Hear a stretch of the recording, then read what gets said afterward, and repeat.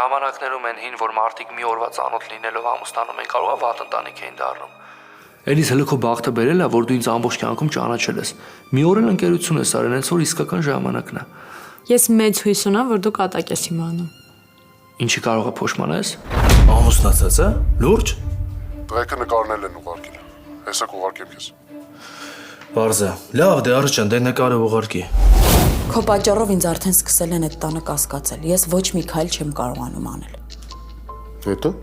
Հետո են Կարեն, որ պետք է ինձ վստահես ու թողես ես գործ անեմ։ Ոչ թե հայտնվես ու նորից կասկածի տեղիքներ տաս, որ բոլորի ուշադրությունը իմ վրա հայտնվի։